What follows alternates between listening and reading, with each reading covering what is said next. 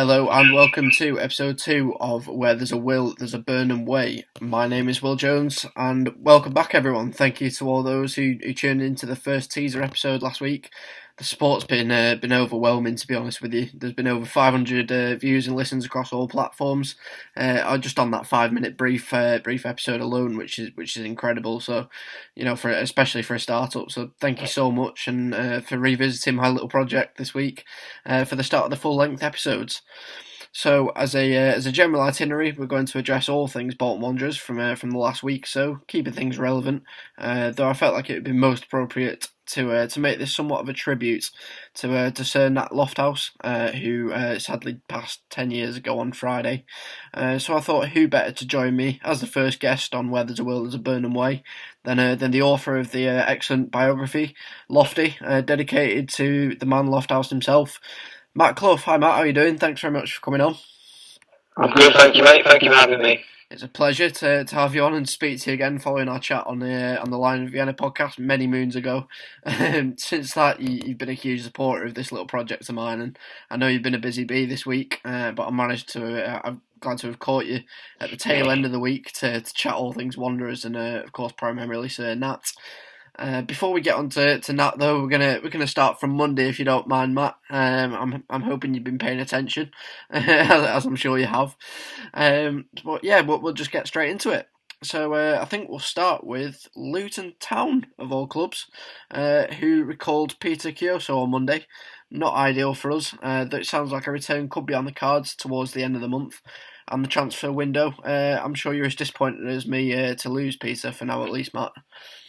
Yeah, it's a strange one, isn't it? Because it sounded very much like Nathan Jones at Luton was more than happy to leave him with us, as it were, and then suddenly he was gone, and then he obviously didn't make the Luton squad yesterday. So who knows what's going to happen? I know there's been rumours of Northampton kind of coming in for him, and maybe a different experience is what they're after for him. But no, he played really well for us, and I think certainly if we're going to sort of persist with this, the system with the wing backs, which Ian Evatt seems to prefer, I don't think there's many better wing backs in League Two than Kioso. No, not at all. He's definitely quite a versatile player, isn't he? He's kind of played a bit at full back, bit at wing back even. He can really get up that right hand side. So I think it's definitely a shame to have lost him. But I mean, we've got back up now, I suppose. I know there's Jack Hickman who's kind of waiting in the wings, and Gethin Jones played there yesterday, amongst others. Who's been trying out there. Harry Brockbank's still in the squad. I think Ian Everett's still in the midst of still trying to find his best 11, isn't he? Really, Matt? I'm not sure that we've quite found our a same 11 that we can start almost every week. Yeah, it's been a weird one. Obviously, there's been the whole Tobias Phoenix situation where there's been a lot of recrimination since he's left of who was an Ian Evatt signing, who was a Tobias Phoenix signing. Were they collaborating? Was there a bit of a disconnect there? So there have been obviously some players who we signed in the summer. Taft is one that kind of jumps out, who signed in the summer, looked pretty okay for the start of the season, which albeit wasn't the most fantastic start to the season, but then just absolutely dropped off the face of the earth. So it's you're absolutely right. There's definitely a fair bit of shuffling going on, and I think there's if you're making two loan signings and then they're both kind of making getting into the squad for that match, like a couple of hours later, it sort of tells you all you need to know about how much shuffling's going on. Yeah, of course it doesn't. To say we've got a fair bit of depth in those wing back positions. To say he's still bringing players in as well, such as like you said yesterday, it seems a little bit strange that we seem to have got almost 3 or 4 players in each of those positions, and he's not sure where each of them should play or in what order or whether they should play together. I mean, I can understand that it's difficult to find a winning formula, but I think it's hopefully sooner rather than later that we do. I know it's a little bit late down the line to even still be saying that now. But I'm hoping once we do, we will kind of find a bit of a rhythm and get into it. But it's almost looking like, would you say this season's a bit of a write-off now? We've got to January, we're still sat 16th, 17th in the table, whatever it is. it's difficult to see a way out of it. I know it's quite tight on points still, but I wanted to get your take on it, Matt, really. Yeah, so I did the Buff podcast with Mark Isle, so not to promote another podcast on your podcast. It's okay, I'll let you off. Friend of the podcast. I don't think it's actually on the podcast itself, but just afterwards we were talking, and I was saying, my take on it, and I'm normally the most pessimistic of fans. Pessimists are never disappointed, but my general take on it is, if you look at some of our best performances this season, they have come against teams where that have been playing really well. So you think Cambridge away, where we should have won, and they were, I think, second at the time. Chiltern away, where they were second at the time, and we won. I mean, even the first 45 yesterday, when looking at it was only 0-0, but Cheltenham was still going pretty well, and we played off the park by all accounts. Mm-hmm. And then you've got obviously this consistent issue with falling behind, and you've had the 2 games where we've been 3-0 down, and gone back to 3-all. And then, just for me, I don't see how any of that is possible without there being some real quality there. Yeah. I don't know if I'm just being way too optimistic, but it feels to me like we're not too far away from everything clicking, and then, it wouldn't surprise me in the slightest to, if we were able to rack up 5 wins on the bounce or anything like that. And then, like you say, really, I think one of the advantages of being in League Two is there is no, even the very best teams, and indeed the very worst teams, there is not that massive golfing class you get in, say, like the Premier League, where you've got Sheffield United who are dead and buried, and the teams at the top are always going to be up there. But so I'm not. Might be way too optimistic, but I just feel like that we obviously have the quality when we want to. If we can get that consistently, then there's not that much standing in our way at least making a run towards the playoff position. So I'm choosing to remain optimistic. No, definitely. It's definitely a debate of whether your glass half full or half empty. I suppose it's difficult to know, and like you said, it's definitely not far away from clicking. I feel like I get a wave of optimism about 5 minutes before every kickoff at the moment. It's just so difficult to tell. I don't think I've looked at the fixture calendar once this year and thought, oh well, I think we might struggle there, but it seems like we managed to make a meal of it almost every time, and it's so frustrating when you look at the calibre of the opposition, and yes, some of them are doing quite well, but you just feel like you look at these fixtures and you think near enough every single one of them is beatable, and yet it's just not worked out for us that way. And I know there's been a massive argument saying, why do we feel so entitled to be winning these matches? All we've done is been in free fall for the last 10 years. What makes us so, entitled to be doing so well this year? And I think it was just us being so optimistic that the only way was up, and it seems like, although it's not got any worse, it's kind of just stagnated a bit, hasn't it? Yeah, and I completely hear what you mean about the, I don't know if I'd necessarily call it entitlement, but, we're wanting to sort of serve and blow our own trumpets. Bolton are bigger than any club in League Two, by a considerable distance. There is not a team that can touch us in terms of history, achievements, infrastructure, and even recent history, if you're only going back. We'll obviously get onto that in a minute, but it's pretty incredible to believe 10 years ago we were looking pretty good in the Premier League at that point still. So I don't know if it's entitlement. And then obviously you've got Ian Evatt as well, who's made no bones about what his aspiration was for the season before we started. I think it's a little bit like the Keith Hill situation, where I think I think a lot of fans last season probably accepted we were getting relegated before a ball had been kicked. I think this season, I think all fans would have expected a promotion push, but if Ian had come in and said, it's a completely new team, none of these players have played for Bolton before, apart from some of the youth players. I think if he then said, we're aiming for top half, we'd like to make a tilt at the playoffs, I think most people have accepted that, but he came in very bullish, was very, just saying, we're going for promotion, automatic, so it's, you can't really blame Bolton fans for having a bit of optimism around that. No, definitely. I think when we bought into Ian Evatt's philosophy, we we almost accepted that it would take time, but I think, like you say, the way that he went about it and said that there's no arguments, we will be going for promotion. I think everyone just bought into that and just assumed that that is what would happen.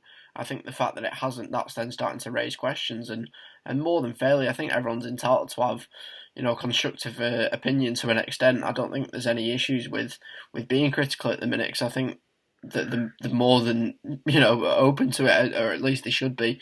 Both players and management, because I just don't think they're doing it at the minute, and there's no way, I don't think that anyone can argue that they are particularly.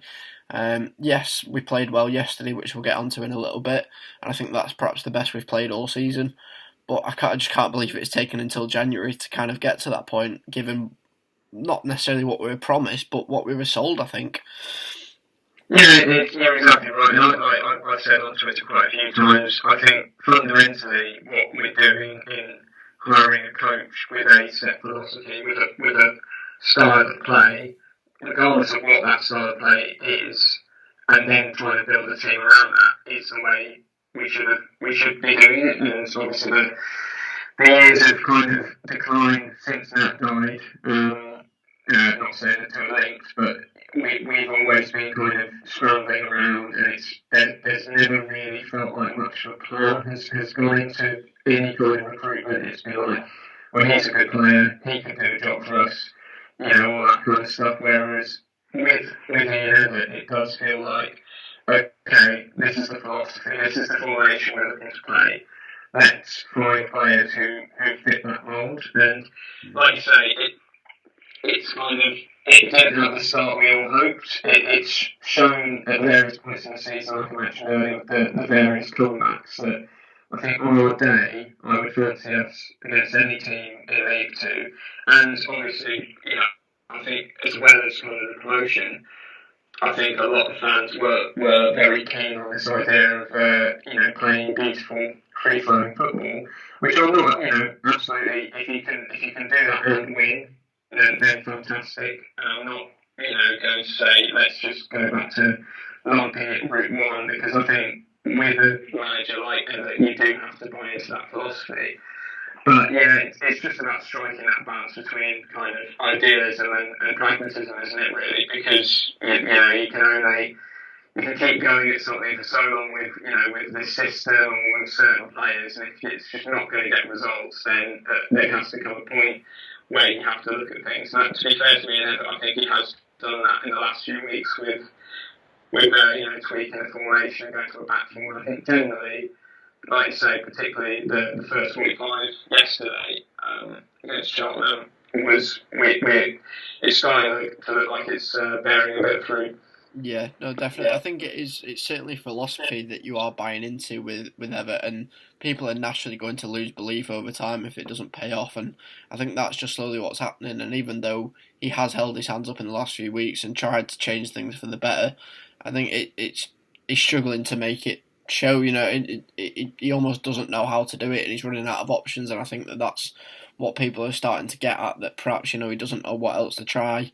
But then again, I don't know if anyone else would have the same, effect or a different effect, in that, we'd be able to do any better. And I think, strangely, some people are making the comparison to Keith Hill, in that, he's expecting us to buy into what he believes. And I think a lot of it is kind of mind games to an extent, as I know it has been mentioned a lot. I won't quite go as far as Keith Hill, perhaps bar that comment last night, which again we'll get onto later about the dugout, which did worry me a little bit, I must admit. But besides that, it's difficult to know really whether to back him, whether to not at this stage. I mean, are you in the Evatt in camp, or you're in the Evatt out camp at the minute, Matt? Yeah, I'm still definitely in. I think we've had that many years of flux and we're either chasing promotion, as in the League One season, or the first couple of seasons down the Championship, or we're battling relegation. And throughout the whole period, we've just been chopping and changing managers. And I appreciate you could probably look at the situation now and think, right, we've got a good League Two squad. I think if everything was to fall into place, we could, quite comfortably make a real run at the playoffs. So should we get rid of him? But for me, I'm not saying I'd rather stay in League Two with Ian than potentially get out of it without him. But I think the stability that just keeping with the manager is going to bring is worth almost kind of building slowly, because if you look at I'm not looking Phil Parkinson at all. Like, I generally think that as kind of the opinion on Parkinson goes, I think I'm probably one of the more positive people about his time at the club. But I think when we got promoted from League One, that was almost a classic case of kind of not getting promoted too soon, but we kind of just got into the Championship and just had absolutely no idea what to do. There was no kind of philosophy to build upon, if that makes sense. We obviously stayed up by the skin of our teeth with the Great Escape, and then the next season, there was just no. We'd run out of our 9 lives, so to speak. So I think it can't be understated. I'd rather basically stay in League Two for another season, have a real foundation built up. Hopefully next season we can be looking at automatic. If that's not too ambitious, rather than potentially scraping into the playoffs, scraping up on the last day of the season, and then finding ourselves in League One way overmatched with a bunch of League Two players and not really much idea of how to go forward from there. I was just going to say, imagine if we did manage to miraculously get up this year, how we'd fare in League One next year, unless we were to, again, just rebuild. I just can't see it going well at all. I think you'd just be bottom of the table almost, Sheffield United-esque this year, Derby-esque 2008, whatever it was. Yeah. I think, honestly, without being too critical, I think it would honestly be embarrassing, and I don't think that's too much of an overstatement. I just can't see us competing at League One. A big overhaul of players again, unfortunately, and really, if they had 18 months to play with one another rather than just 6 more months, then you would potentially feel a lot better about going into a higher division with this group of players. But right now, you can't be cobbling half the team together kind of on a day following signings and kind of new signings, and then be amazed if you do manage to get promotion. What happens kind of the next season? Yeah, we can't really afford to keep playing it by ear, can we? Because it just doesn't work. It's not gonna last in the long term, I don't think. If that's all you're doing, changing it every week and just hoping that it'll work, it's got to be proven, hasn't it, at that point? And I just don't think it is at the minute. But I mean, to add salt to the wounds as well, obviously we signed Declan John, who's now out for a couple of weeks. It's obviously not as bad as first feared, but even so, it's a loss, especially for a new exciting signing. Nonetheless, we've since brought in a backup, which we'll get onto later. But it's a shame that we haven't had him available to us from the off, isn't it, Matt? I think he was an exciting one that's kind of just hit the buffers immediately. Yeah, I mean that's pretty much the story of our season, isn't it? Really, a lot of anticipation, and when he signed, it obviously came with sort of rave reviews coming from Swansea as well, where they so that's a really good example of what we were just talking about. Actually, a club where even as they actually changed managers on their run up to being promoted to the Premier League last time around, and still to this day they've had this philosophy around choosing a coach that sort of fits the club, fits the players, so you don't have to completely throw the baby out of the bathwater, so to speak, when you get a manager who doesn't know what to do with a bunch of players and basically decides his own lot. So it's a real shame. Like you say, it sounded pretty bad when it first got reported, but hopefully it's actually not as bad as first feared. So looking forward to seeing what you can do. Yeah, we'll see with that. I mean, like you said, I'm definitely more encouraged by Ian Everett's recruitment as opposed to Tobias Phoenix, assuming that, he is his signing. Again, I could be completely wrong with that. And it's still in the dark, I think, who was whose, like you were saying earlier.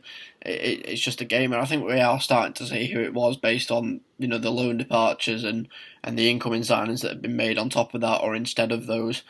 It's just interesting to see that each and every time we're trying something completely different to perhaps what we expect. Swansea under 21s, what's that based off? Who's he had that scouting from? And you just assume that, oh yeah, well they're a lot higher in the divisions. But has he been playing first team football? Is he ready for it? I don't know. I think it's difficult to judge someone having not played a game and not seen them play. So I think we've just got to give him a fair crack at the whip once he's back. So I'm hoping that isn't too long off now. I know we've got a break this week, haven't we, all week? So perhaps that gives another little bit of time. He's not missing that many games. And it'll only be next Saturday that he misses if there's not another midweek game after that, which I don't know. Matt, do you know if there is one?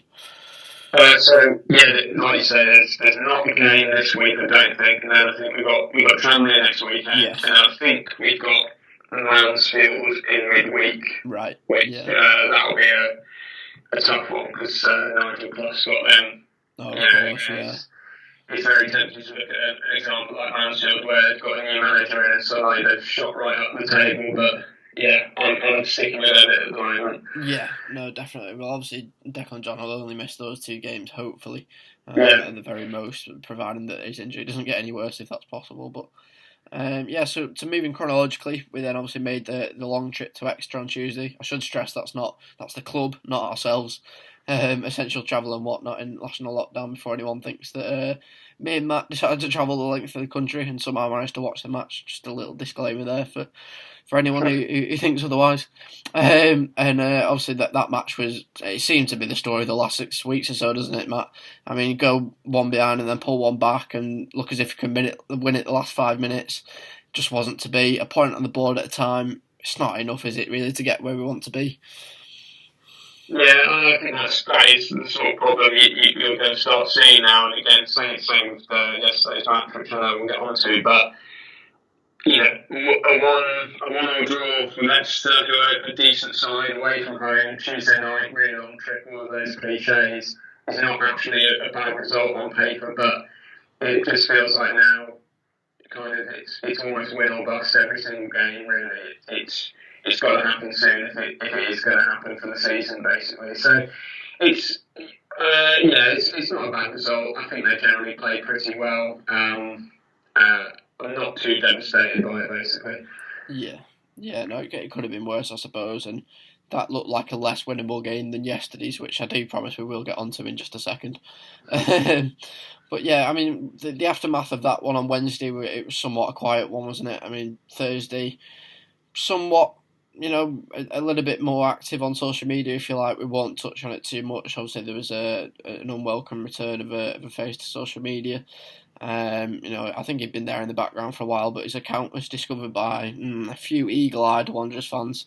Matt, I think I'm referring to them. We won't touch on that too long. I don't think it's the appropriate episode for it. Probably not. I think you need a separate series, probably a separate podcast to discuss that, to be honest, mate. Yeah, it was an interesting career change there, but nevertheless. Onto the contrary of those bad memories then, quite the opposite. Let's get onto the meat of the episode, shall we say.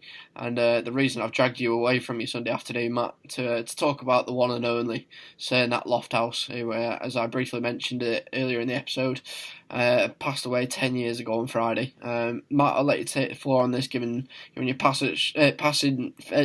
I'll get my words out eventually, passion for researching his life and subsequently writing the biography Lofty, all about the great man. I mean, can you put into words, if you've any left, what that man means to our club, and the importance of him around it in his playing days when he went upstairs and now as a legend looking down on us today?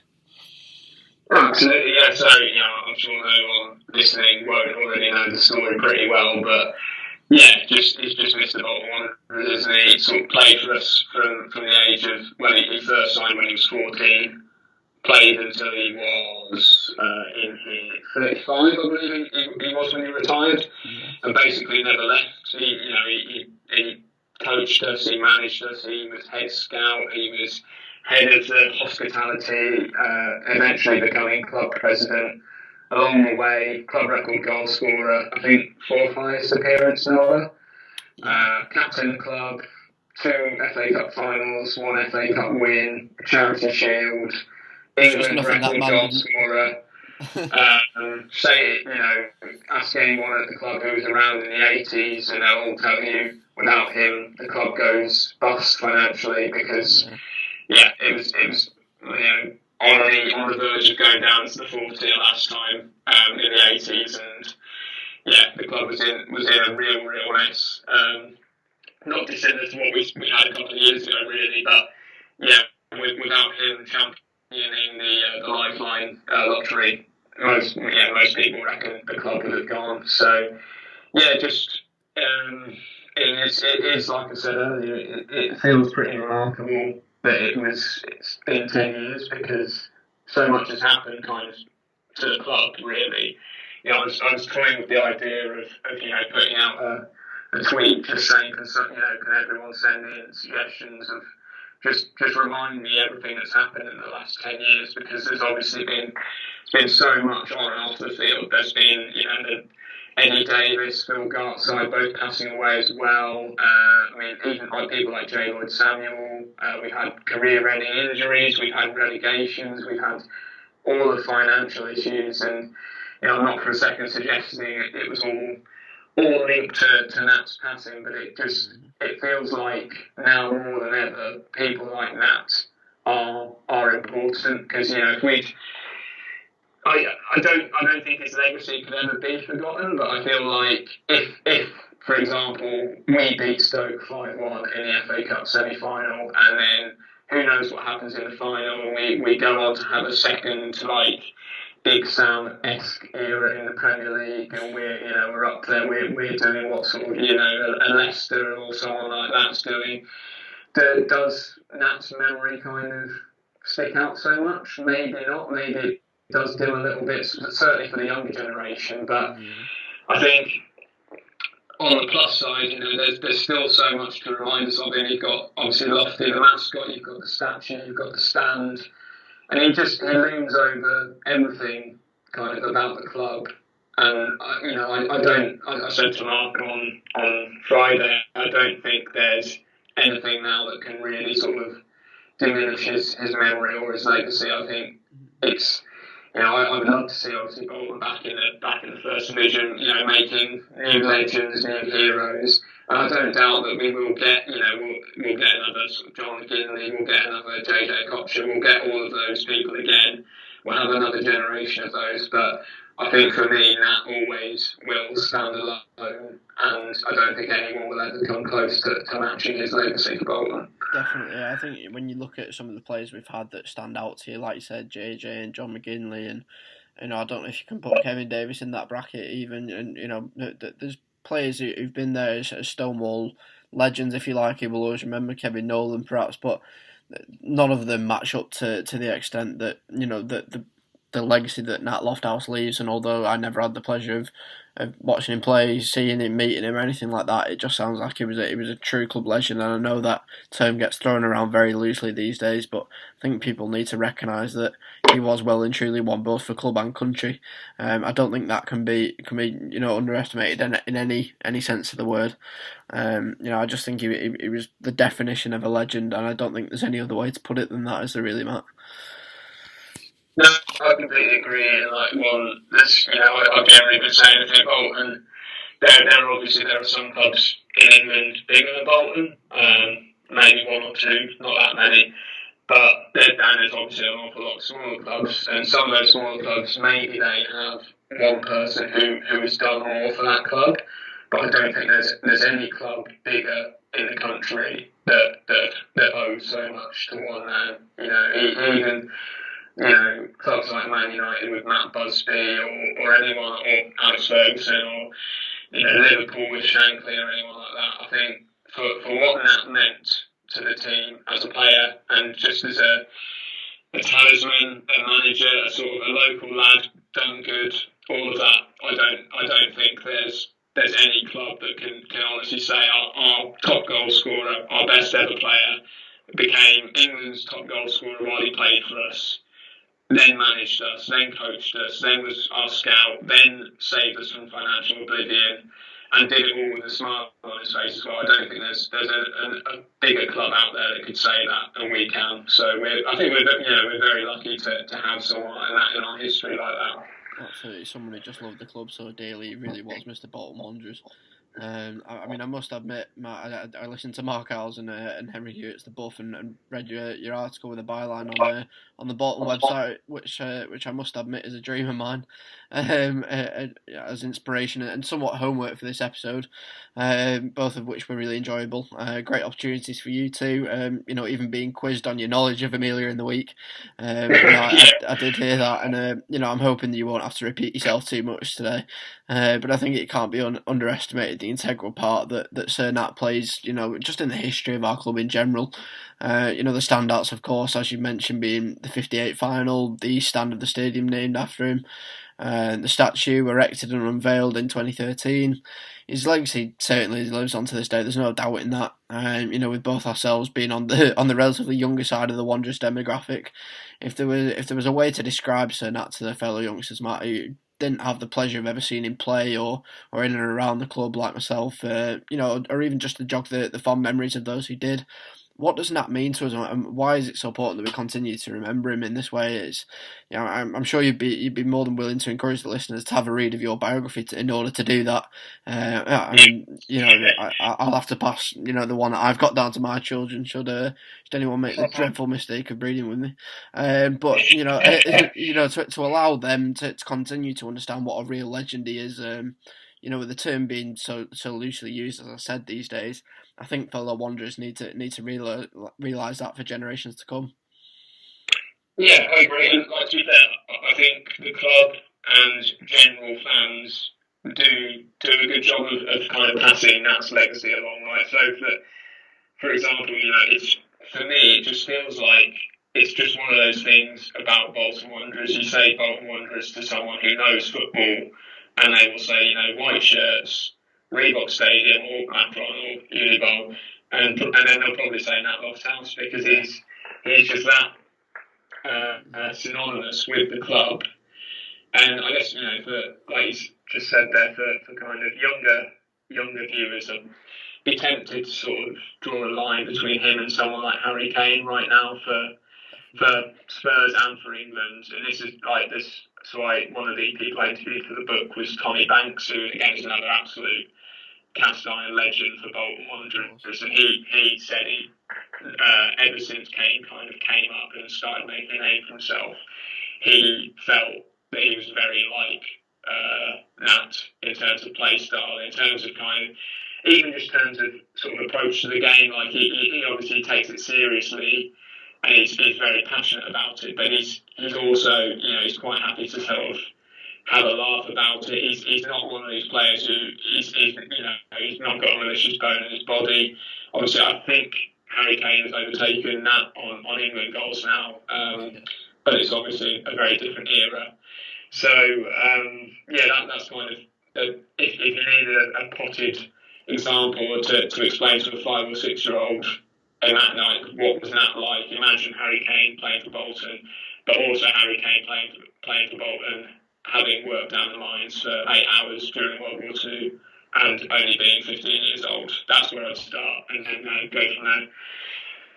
Well, I think that's a great example, to be honest. I think if anyone was to be likened to him, I think you've actually hit the nail on the head with that. I can imagine Harry Kane being somewhat of a Nat-like player.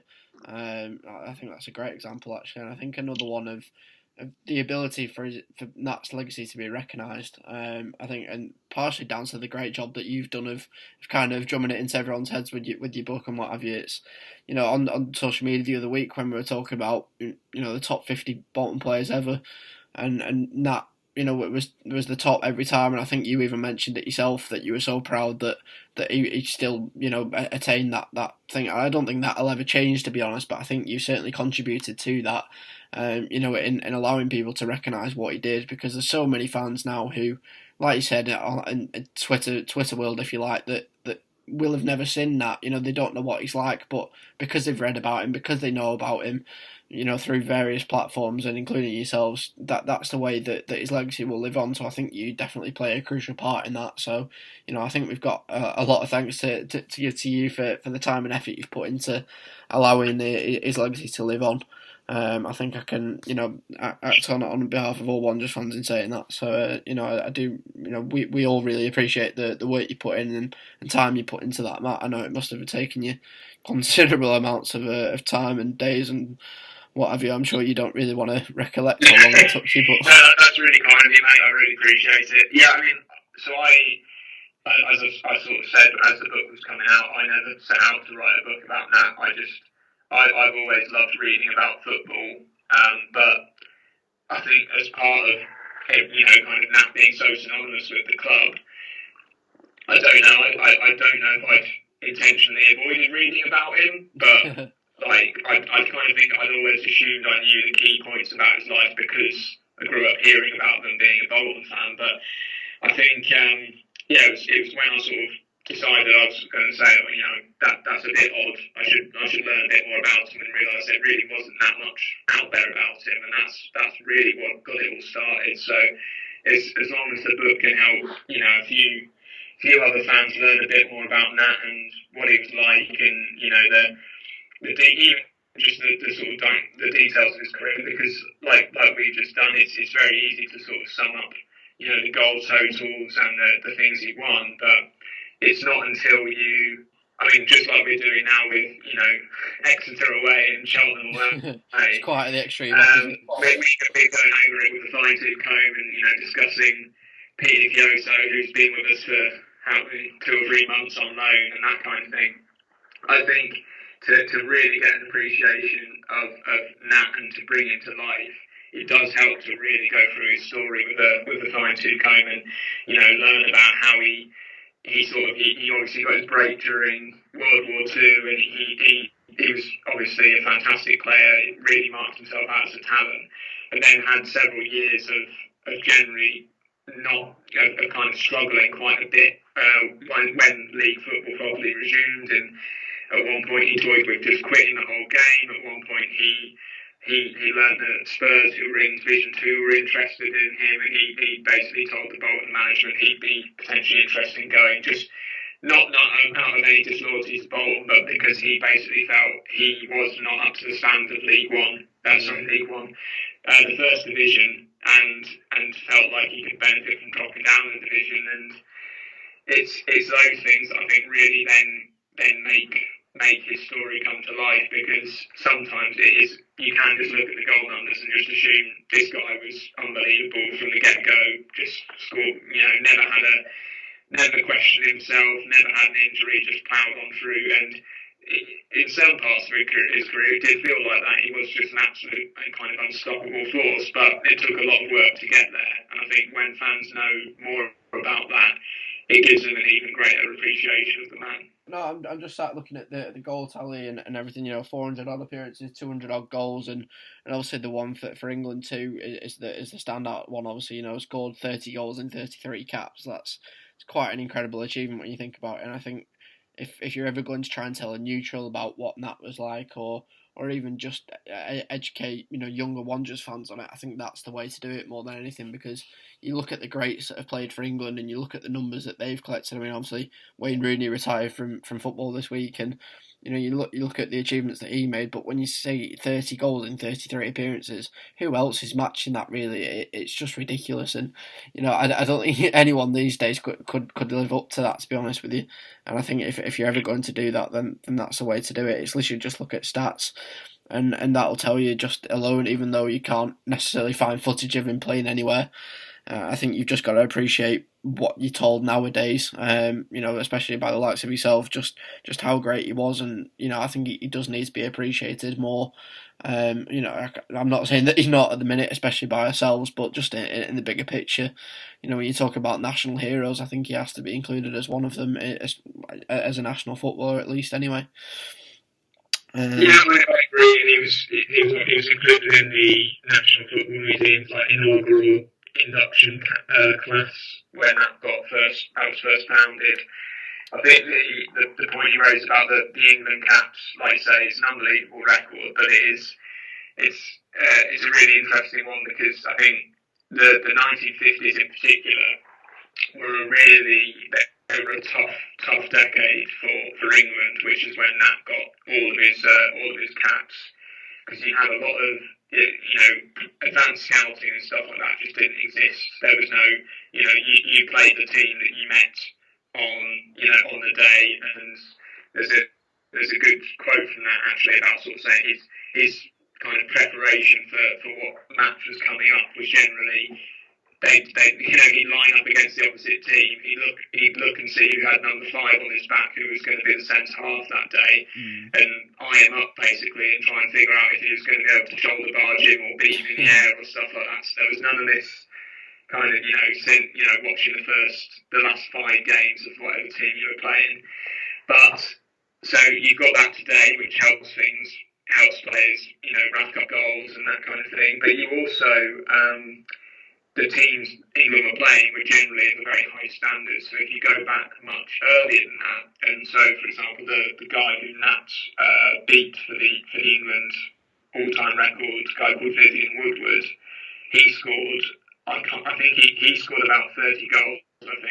And I think 20 of them came in about 5 matches. And it's just when England were battering Austria and Hungary about 10-0 every time they played them. So there was none of that. The teams were a lot better, but there was none of the kind of advantages, the modern advantages of advanced scouting and luxurious hotels. So it was really, in the 1950s, you could make a case for England players. It was almost the worst of both worlds because they were playing really good teams, but with none of the sort of preparation and anything like that you'd now associate with being an England player, which just makes Nat's record even more impressive.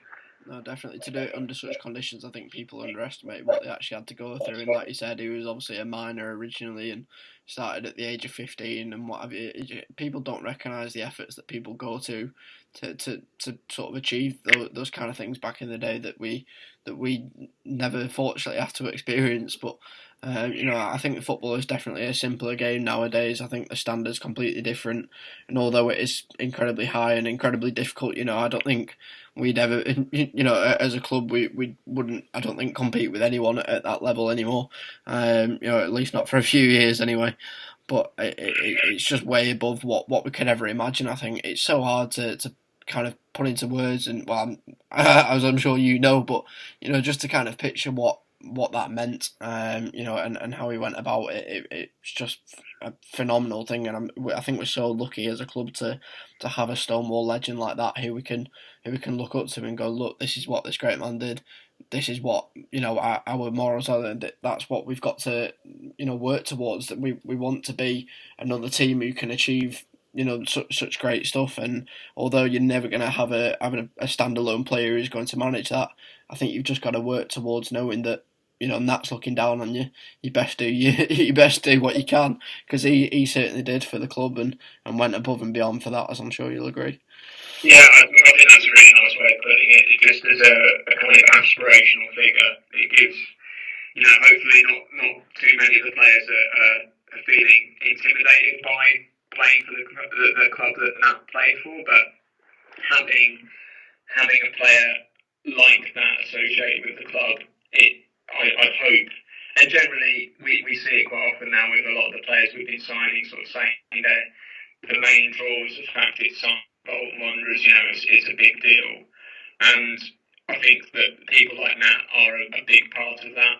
So just having that kind of that sort of aspirational figure, like you are playing for the club that Lofthouse played for, so you have to reach a certain level of achievement here. Well, it's high expectations, and I think he will have always set that out to the players, even during his times. And I think if you're ever going to look towards someone and go, look, this is the player you need to be like, then you're always going to point to Nat, aren't you? Really, I don't think there's anyone else who's even comparable in that aspect. And I think if there's anyone that's ever going to motivate you and have the inspirational powers that he does, then look no further in that sense. I know that even John McGinley, who we consider as a relatively modern day legend, was considered under his wing. Do you know what I mean? He spoke quite considerably at length about what Nat meant to him and how much he helped him and what have you. And I know there's the odd clip of interviews of him and goals and what have you, but it's I think it's almost frustrating that we can't see more of what he did, because I think that's what would allow people to recognise. So I think we've just got to, take the word for it nowadays, and just look at the figures, look at the writings about him, and just really respect what he did. And I think that I don't think Bolton fans underestimate that at all. It would just be nice for there to be more of a recognition, beyond Bolton Wanderers. But I think that's just typical us, isn't it? Really, we're kind of passed by the wayside nowadays. But I think that's quite typical of a lot of football fans in general. I think you say about sort of wider recognition. I think generally the kind of Britain as a whole has not done a fantastic job of recognising footballers and what they mean to people. So obviously there's the fact that Matt was never knighted, but there are several footballers from his day and age that you just have to wonder what more could they have done to get some recognition. And I think, it's in the news recently because Jimmy Greaves finally got an MBE, and you just you look at what he achieved in his career, and but for the grace of God, he got injured during the '66 World Cup, and Jeff Hurst has been knighted basically off the back of scoring the semi-final, scoring the hat-trick in the final.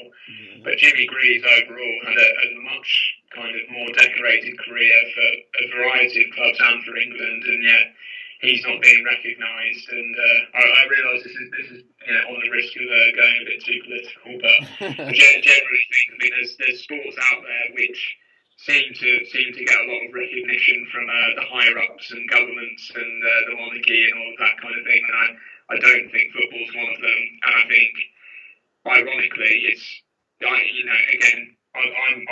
a Bolton fan, I'm a football fan. I would take football over any other sport any day of the week. There's not a doubt in my mind. And I just think there's never been a sport that has captured the imagination of so many millions of people in this country. So, but then again, I don't think that would be particularly interested in honours like that. I think he was very honoured when he got his OBE.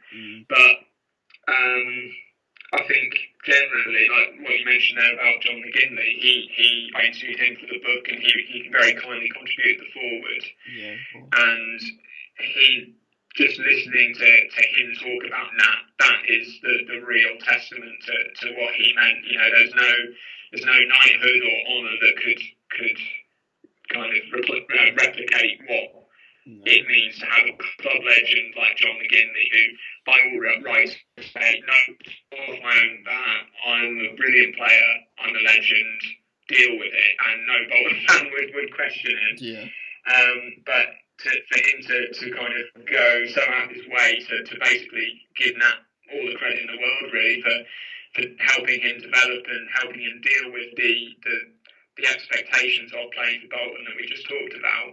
That is what Nat meant, and that's the kind of, beyond the stats, beyond all the records and the accolades, that's the kind of intangible quality that Nat has, which is really important that remains alive in his legacy, and kind of the new generations need to come to appreciate, really, because it's all, like we say, it's all well and good just looking at the goals record, but Nat meant so much more than just those goals.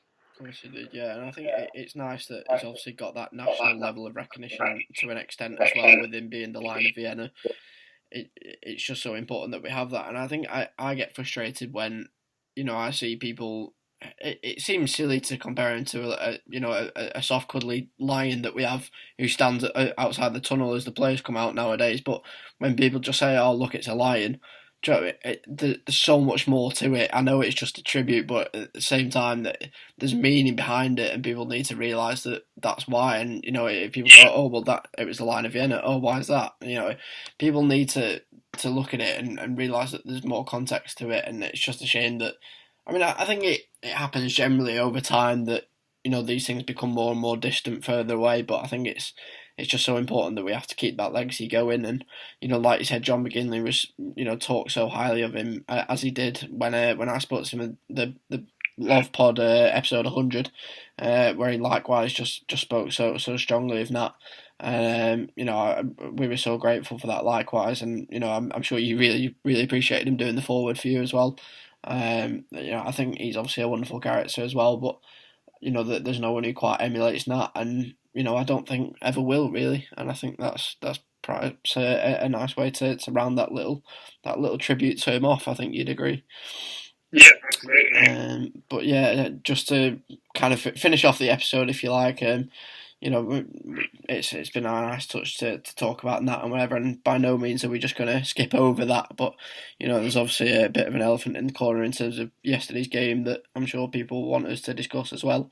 But yeah, by no means are we kind of just glossing over the fact that Nat was such a legend. I think we've spoken enough at length there to kind of try and inform and educate those who need to, I feel, need to know what he means to our club and what he means to us as fans, and what he should mean to football in general.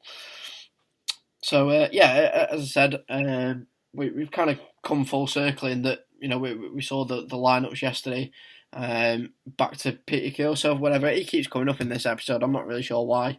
It's hard, a bit of a a serious comparison to go from him to Nat, but anyway, he didn't feature for Luton yesterday.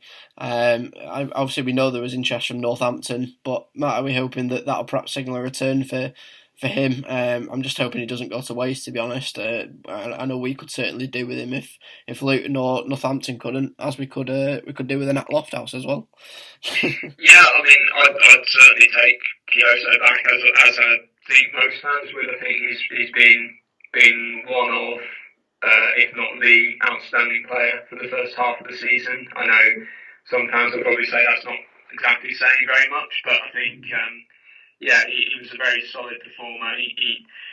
I think he really gave us a view of what I think Eddie was trying to achieve with the wing back system, really, because he was just that kind of dynamic in terms of getting forward and providing that option, really. And I think one of the sort of reasons why maybe it's not worked out so great is Everett's got this vision of how we want to play, but he's not quite had the personnel there to execute that. And I think I think Gethin Jones has done a really, actually, under the radar, a very, very good job this season. I think he's been one of our best players. I think he is a slight square peg in a round hole in that he's not a natural wing back. He's very much a defensive-minded fullback who can, get forward a bit. But I think he's quietly performed a very tricky role that's not his natural one quite well. But yeah, I think if we're being completely honest, I think a big part of the system would be having Kyoso back on the right and a mirror image player on the left. It's just obviously finding that player might be a bit tricky, but like we said earlier, based on yesterday, it looks like we might be moving towards a back four. In which case, the Gethin Jones on the right, combined with Isgrove, seemed to be quite a profitable partnership yesterday. Absolutely, I have to say Isgrove was an outstanding performer yesterday in the 1-1 draw with Cheltenham. There was also the two new signings in there as well. I won't attempt one of their names because I think I'd just make a mess of it. But I know there was the Jackson lad at left back who, started a little bit hastily, but I think he grew into the game. I know he's only young, so I could kind of understand that. But I mean, neither massively made a groundbreaking impact, though I think definitely helped, made us look a better footballing side, as I said earlier, than we have pretty much all season. I'm sure you'll agree, Matt, it was a winnable game, and I think 2 points dropped it would be the way to summarise it. Yeah, I think so. I think obviously there was the Doyle header, which was, we obviously do have got line technology, but it looked like it was one of those where if you'd actually had the camera zoomed down on it like they do with the graphics, it can't have been more than a few millimetres from crossing the line. I think yesterday was perhaps one of, if not the first game of the season where I think you might be looking a little bit at Owen Doyle and just wondering, had he been ever so slightly sharper, might we have won the game? Because I think, generally speaking, Owen Doyle this season, he's done exactly what we brought him to do, which is score goals. And I don't recall before yesterday there being a match where you looked at it and think, had he stuck his chances away, we would have won or we would have drawn. But yeah, I think generally, I can't knock Doyle. I think he's been very, very clinical. But yeah, yesterday I think he had a couple of chances which, by his very high standards, he might be wondering about whether he should have put away. And obviously, if he does, then it's a different game. Yeah, of course. I think it was certainly winnable had Doyle taken those chances early in the first half. I think we absolutely dominated early on. And it was just a shame that we obviously didn't go ahead. I think that is just the consistent impact that or issue rather that we're having, and that we do quite well and we should be getting that first goal, and then we always go one behind, and then it always takes us one goal to go behind for us to actually start playing well. As it seemed that we did yesterday. I mean, although it did take another than 10-15 minutes for us to get into the game. Obviously, Doyle then did manage to get one eventually, although it's probably the most difficult one that he could have taken out of the lot. But yeah, obviously we're grateful for that. And then obviously, last 5 minutes or so, we looked like we could have won it almost. It was just a shame that we didn't, because I think it was definitely a winnable game, as I said. It's just frustrating. I think that we're getting draws on the board all the time, but it's just not enough to get us up the table. And I think we're quite fortunate that the league isn't kind of moving beyond us now. That the points tally aren't totting up to an extent where it's getting away from us so much. And I think I don't know whether Ian Everett's a lucky man because of that, or just whether we're at a general mid-table standard. I don't really know what it is at the minute. It's so hard to summarise where we are, because we're just sat in limbo at the minute, aren't we, really, Matt?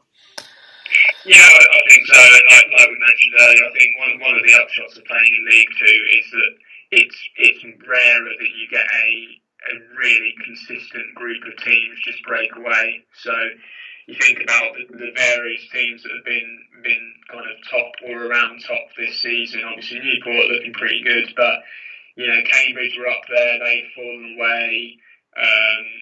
Cheltenham, they were very much up there, and then us beating them away has sort of derailed them a little bit.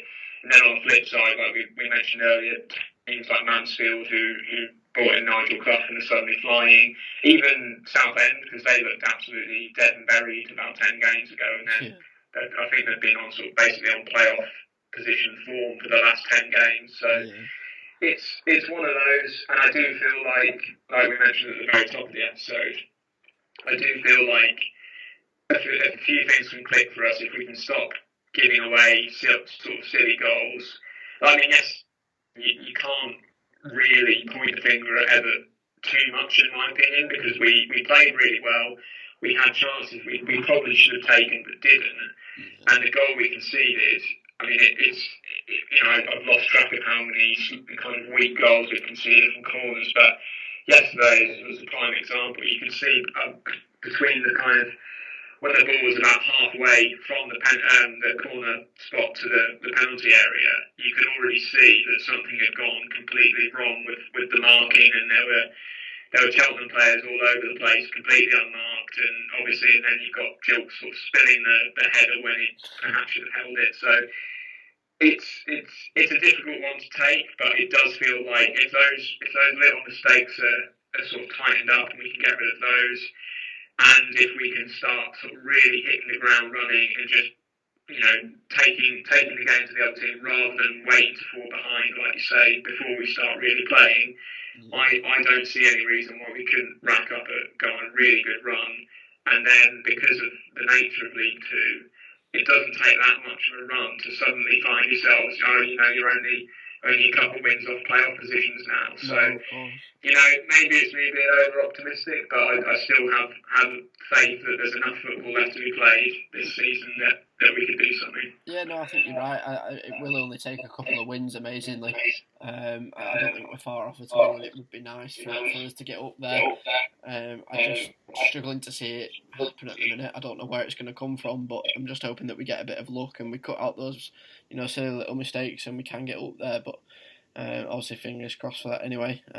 As a final talking point then, before we went, I do have to ask you, Matt, about Ian Everett's explanation of the change of dugout yesterday. I mean, you might not even have an opinion on it, but I'd just be interested to see what you have to think on it. He's claiming it'd be a marginal advantage with the away team being closer, usually to both the linesmen and the referees' room, to then be close to the linesmen. What do you make of that, if anything? Yeah, I don't really know, to be honest, mate. It's a bit of a weird one, isn't it? As a few people on Twitter have pointed out, it's not been a problem since we moved into the stadium in '97 for however many kind of different managerial regimes have been in place. You kind of wonder, because obviously I know this is one of my favourite sort of topics to get up on my soapbox about, is the media's constant portrayal of Big Sam as this kind of idiotic footballing dinosaur who just tells the team to hoof it and that's it. But as we all know, Sam's far more nuanced than that, and he was very much into I think it was pre the terming of the phrase marginal gains, but it was very much the sort of sports science, that kind of thing. You feel like if there was really an advantage to be gleaned from that someone like Sam wouldn't have missed it. Course, yeah. But on the other hand, for me, if Ian Everett feels like it's an advantage, if he feels like it's something that we should do, I don't really see the harm in doing it. So, it's one of those. I think I have a feeling it's one of those things where he's probably made the decision quite sort of, innocently, just thinking this will help, and I'll do it, and then it's been spotted, and then obviously because we didn't win yesterday, as he's been questioned about it, after the game, I think some people have latched onto that and then thought he's trying to blame dugout positioning on the fact that we're not, 20 points clear at the top of the league, which I don't think is the case. No, I don't think he's using it. It's an interesting one, and it's an interesting insight into kind of the thinking behind some of the stuff going on at the club at the moment, and also the kind of striving for these marginal gains, because I guess if they are looking that closely that they're thinking, the geography of the dugouts needs changing, then you've got to hope that a similar level of detail is being applied to absolutely everything. Yeah, no, they're definitely nitpicking with it a little bit, and I understand that they should try anything. Whether or not it's necessary is another thing. But yeah, like you said, it's never been an issue before. And I'm not sure whether it's mind games either, because I think it'd be a bit awkward to walk past the opposition's bench to then go down the home tunnel, especially if we've lost. But I'm happy to see if it works. But if it doesn't, I think then it's obvious that's not a factor in how we're doing. But it remains to be seen. But anyway, I think that kind of draws us to a close anyway. So I'll say thanks very much to Matt joining me, and to all the listeners for the second episode of Where There's a Will, There's a Burnden Way. Matt, is there anything you'd like to plug? I have a sneaky suspicion that there is, though I think it's all in honour of a great man who needs to be known about. Yeah, so sure, if anyone's kind of who's not read the book but who is interested in learning more about Nat, you can still get my biography, which is just called Lofty, Nat Lofthouse, England's Line of Vienna. You can get it on Amazon, and I think Waterstones in Bolton have still got plenty of copies if they're actually open at the moment, which I think they are, because they're in the central shop. But yeah, it's all on Amazon and everything like that, and like Will mentioned earlier, I did a piece for the official site, and I was I'm quoted in the Bolton News, their recent story about it as well. So yeah, and by all means, I'm on Twitter as well. So feel free to track me down with any specific mastermind questions you want to ask me about that, and I'll do my best. Fantastic. Well, as you know, I'm Will Jones. I'm on Twitter at WIL1J now. I think it is. It's the other way around. Reasons for that remain to be seen. And you can obviously find the podcast on all the social media platforms you can think of at WTAWTABW. And in terms of audio platforms, we are on Spotify, YouTube, Apple, Google, and SoundCloud. So you can find us all there every Sunday at 6 o'clock. So thank you very much for listening, and I'll catch you all next week on Sunday, the 24th of January, for the third episode of Where There's a Will, There's a Burnden Way. Cheers, guys. Bye-bye.